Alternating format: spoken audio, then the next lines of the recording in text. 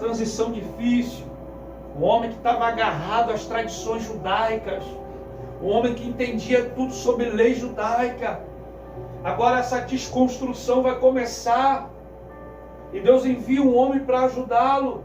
E o Espírito Santo ali, diz os historiadores que Paulo passou aproximadamente 14 anos nesse processo. E buscando a Deus e o Senhor se revelando para ele. Depois ele começa a pregar, e agora nós estamos no capítulo 16, que está falando sobre a segunda viagem missionária de Paulo. Porque enquanto ele ainda estava ali aprendendo, no capítulo 13 o texto diz que o Espírito Santo diz assim: apartai-me a Paulo, a Saulo e a Barnabé para uma obra que eu tenho chamado. Depois de um tempo aprendendo, desconstruindo e construindo, o Senhor separa ele para que ele pudesse pregar a palavra. Ele estava pronto para exercer o chamado. Ele estava pronto para fazer aquilo que Deus havia chamado ele. E ele mesmo lá na frente vai dizer que foi escolhido desde o ventre da sua mãe. E quando Paulo chega na sua segunda viagem missionária, agora ele vai passar para confirmar a palavra que ele pregou e ensinou em algumas cidades fora da cidade de Jerusalém. Porque Paulo foi chamado para pregar aos gentios, aqueles que não eram judeus. E ali ele vai pregando, vai ensinando tudo aquilo que ele aprendeu. E agora chega o momento da sua segunda viagem missionária, que ele está passando para confirmar e ver se aquela igreja, ela realmente está vivendo na fé. Ver se aquela igreja está realmente caminhando por aquilo que ele havia ensinado. E ele vai passar num local, numa região, e ele vai entender que num sonho ele queria ir para um lugar, mas num sonho o Espírito Santo vai dizer para ele, um homem diz assim: passa a Macedônia, vem nos ajudar. E aí ele entendeu que não era a vontade dele, porque ele queria estar na Ásia. E aí Deus disse assim: vem para a Europa, através daquele homem dizendo: volta, vem para a Europa, vem nos ajudar. E olha que coisa interessante, irmão. Quando Paulo chega nessa cidade, ele é abraçado por uma família que se converte e tem um entendimento.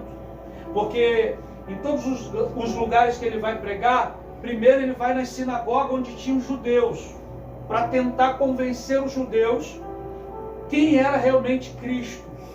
E muitos deles se convertiam, mas muitos também faziam um pouco caso da pregação dele. E aí então ele partia para os gentios.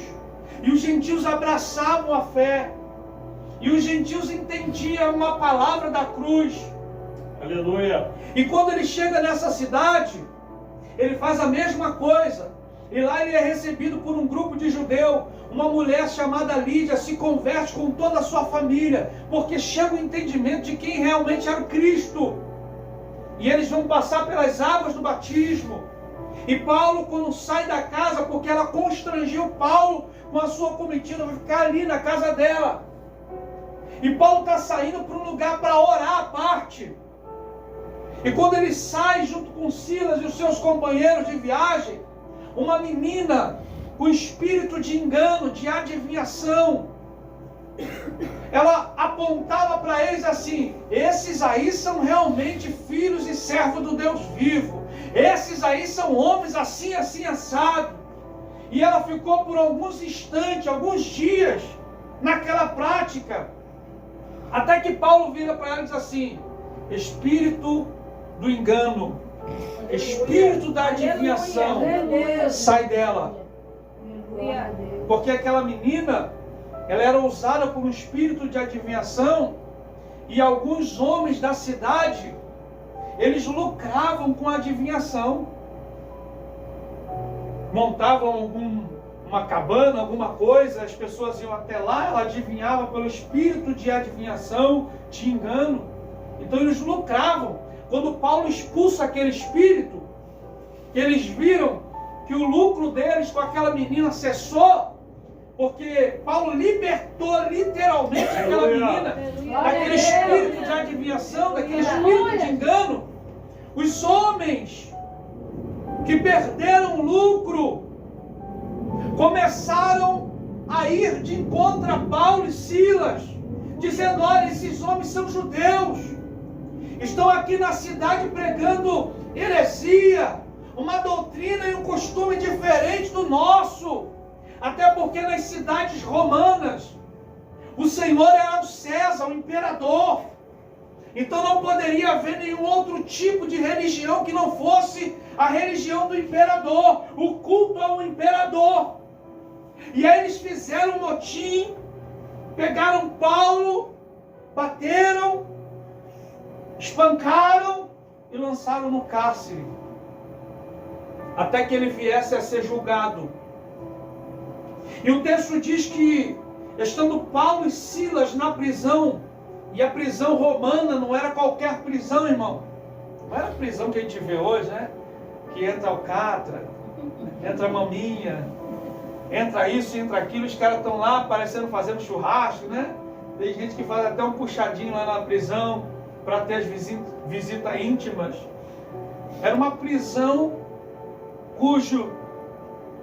uma espécie de masmorra, abaixo da terra muitas vezes, abaixo do nível, né, do mar muitas vezes. E Paulo e Silas, eles estão presos como se fosse presos de alta periculosidade. Colocaram ele nas masmorras romanas, prenderam seus braços, prenderam seus pés e trancaram eles numa cela.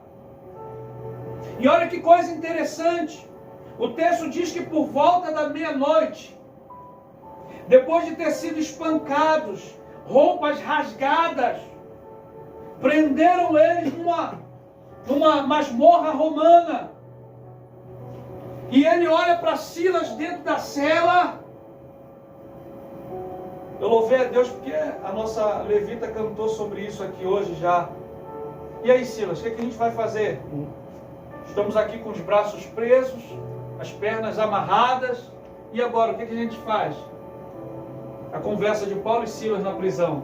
Conjecturo eu. Ué, eles prenderam os pés. Aleluia. Eles prenderam as mãos. Aleluia. Mas a nossa boca não. É sim. Aleluia, Deus. Nossa boca está livre. Aleluia. Aleluia. E a ideia foi o seguinte, Silas. Eu oro e tu adora. Aleluia. Depois a gente reveza. Tu adora e eu oro. Depois a gente reveza. Eu adoro e você ora. Aleluia. Fato é que quando eles começaram a adorar a Deus por volta da meia-noite, o texto está dizendo, o cárcere tremeu. Houve um terremoto somente na prisão. Eita, Jesus. Aleluia. E o texto diz que foram soltas todas as cadeias. Aleluia. As portas das celas foram abertas. Aleluia. Houve uma queda de luz na prisão. O carcereiro, sem saber o que aconteceu, ele vai chegar e ele vai ver. Pede luz, pede uma lanterna. Ele vai ver que as portas do cárcere estão abertas. Ele vai ver que os presos estão soltos dentro dos cárceres. E não apenas Paulo e Silas, mas outros presos estavam ali. Então ele fica muito preocupado. Então ele fica desnorteado. Como é que ele vai explicar isso? Aleluia. Que um terremoto abre portas de cadeia e quebra os grilhões que estão aprisionando os homens. Fala a verdade, irmão. Como é que vai explicar? Quem vai acreditar numa história dessa? Ah, então quer dizer que um terremoto só na prisão. Só a prisão que tremeu. Não lugar nenhum mais. Olha o relatório do carcereiro. Por volta da meia-noite, começaram a cantar 2 presos. Quando foi notório um terremoto na prisão. Apagou toda a luz. E depois, quando eu fui ver, as portas da prisão estavam tudo acesas, das celas tudo acesas. E os presos que estavam presos, acorrentados, estavam soltos. Aleluia. Quem ia acreditar nisso, irmão? Que tipo de guarnição, digamos assim, de comandante ia acreditar num relatório desse? Aí ele fica preocupado. E ele teme por sua vida. Só que ele fica tão preocupado que diz que ele vai pegar a sua própria espada e vai tentar suicídio. Aí a gente entende, não somente na Bíblia, mas nas histórias, por que ele foi tentar suicídio. A prisão romana, o chefe da carceragem, ele morava em cima da prisão, junto com a sua família. E a sentença era, se um dos presos fossem fugido da prisão, não somente ele, mas toda a família iria morrer. E como é que vai explicar isso? Paulo diz assim: ei, carcereiro, fica tranquilo, as portas estão abertas, as cadeias se desprenderam, mas está todo mundo aqui. Aleluia. Ninguém fugiu.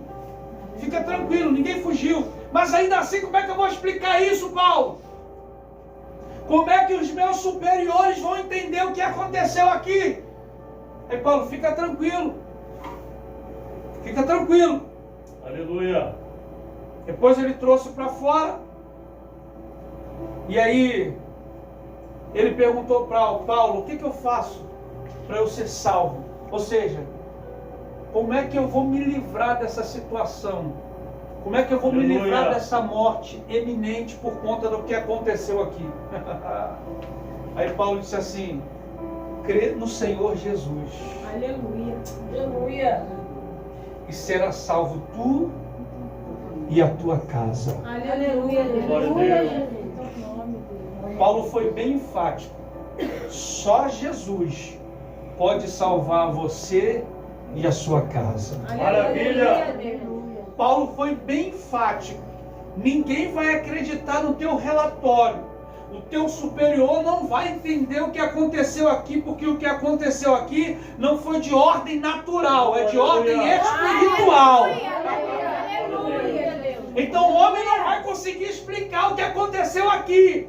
Mas fica tranquilo, porque se você depositar a tua fé em Cristo, não vai ser somente você salvo, mas toda a tua casa.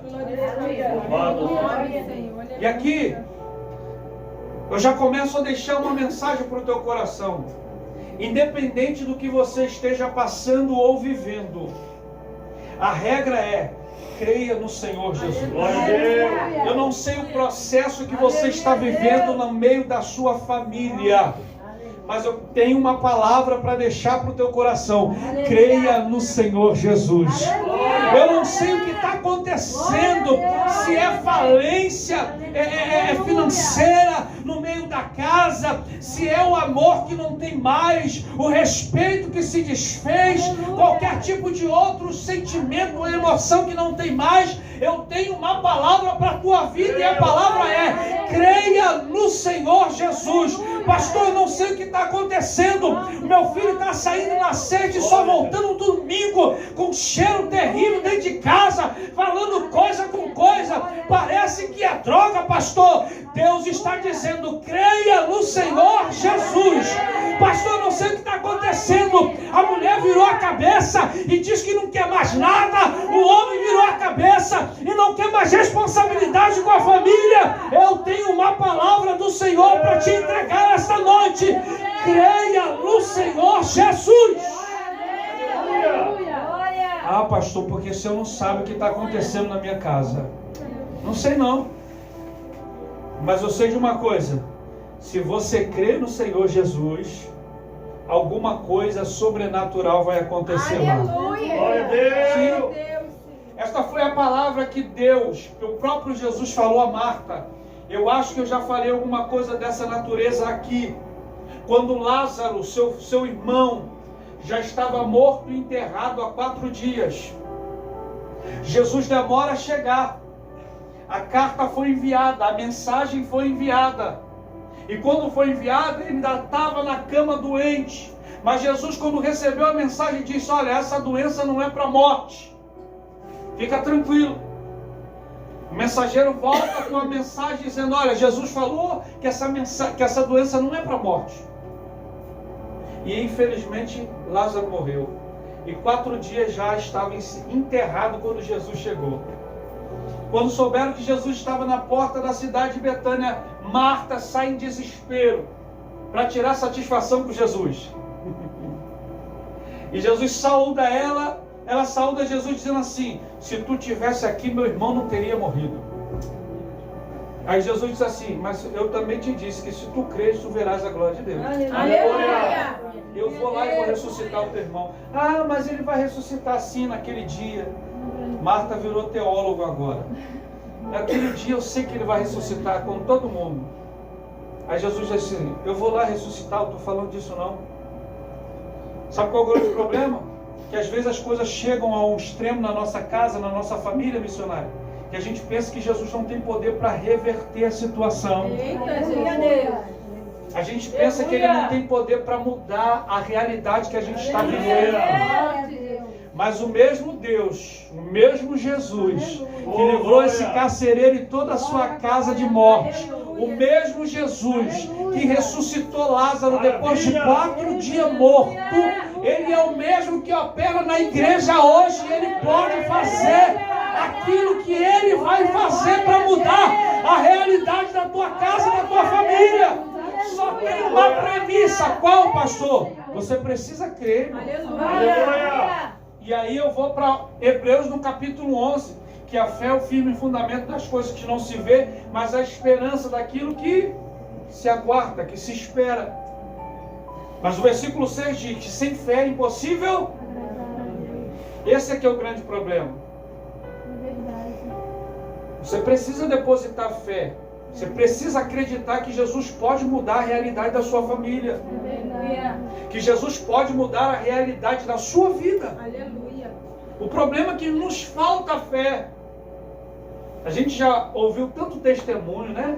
E quando a gente ouve um testemunho, a gente fala: meu Deus, glória a Jesus. E quando a gente vai passar, a gente não crê que Jesus pode fazer também na nossa casa. Amém. Que Jesus pode fazer também na nossa família. Aleluia.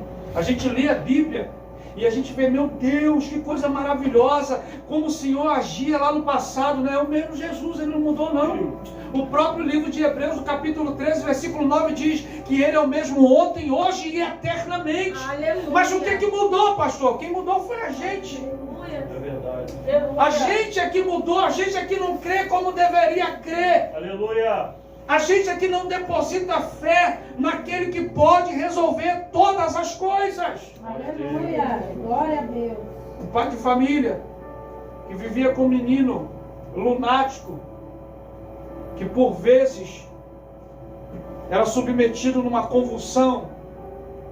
Ele levou o menino para os discípulos de Jesus e eles não puderam expulsar, não puderam resolver o problema. Aí quando Jesus chega, Jesus está perguntando: o que está acontecendo? Ele disse assim: meu filho assim, assim, assado, desde pequeno, sofre com essa situação. Eu levei ele para os teus discípulos, mas eles não puderam fazer nada. E tu pode fazer alguma coisa? Aí Jesus disse assim: se tu podes crer. Aleluia, Jesus. Nós precisamos assumir a responsabilidade, irmão. Ah, por que está acontecendo tanta coisa no mundo? Será que Deus não está vendo no mundo? Será que Deus não vê isso? Deus está vendo tudo. Deus está contemplando tudo. O problema é que a gente mudou a rota. O problema é a gente que deixou de confiar e acreditar. Deus não mudou, irmãos. Ele continua sendo Deus. O poder dele não diminuiu no século 21. A ciência não pode sucumbir ou diminuir a ação do Espírito de Deus. A tecnologia avançada não pode parar a ação do Espírito Santo de Deus. O problema é que nós perdemos a fé, nós perdemos a confiança. Fomos nós que nos deixamos ser roubados. Antigamente, antes de ir para o hospital, por algum motivo, razão, circunstância, a gente orava: Senhor, em nome de Jesus, Senhor. Eu conheci um amigo que ele era tido até por negligente por algumas pessoas do seu ciclo familiar, porque quando um dos seus filhos estava doente, ele só levava para o hospital na última instância. Ele dizia: já orei, eu já ungi, eu já declarei cura. Aleluia. As pessoas falavam assim, mas você é muito ignorante, rapaz. Ele falou assim, olha lá quantas crianças estão entrando no hospital e não estão saindo por erro médico. É, Jesus. Olha lá quantas crianças saem entram boas e saem de lá ruins. O problema é esse. É claro, Deus deixou os médicos, eu não estou dizendo para você não ir. Deus deixou com que a ciência, né, se multiplicasse, como diz o livro de Daniel. E talvez essas facilidades, esses recursos que aumentaram tanto, diminuiu a nossa fé. Diminuiu verdadeiramente a nossa confiança em Deus. Porque agora, infelizmente, a gente está se dobrando à ciência. A gente está se dobrando à tecnologia. E por último que a gente vai falar com Deus. É verdade. Quando o especialista diz, não tem mais jeito. Aí você ora mais. Aí você vai com um monte fazer campanha. Só porque o especialista diz que não tem mais jeito? Só porque o especialista diz há tantos dias, há tantas semanas, há tantos meses, não vai durar mais do que 2 anos? Ontem eu estava com um pastor que ele diz, olha, no ano de 2006, a ciência declarou que eu tinha apenas 2 anos a mais de vida. Em 2006. Nós estamos no finalzinho de 2022, ele estava lá, falando de Cristo, ensinando a palavra. Aleluia. Aleluia. Diga para o irmão que está do seu lado, creia mais em Jesus. Creia mais em Jesus.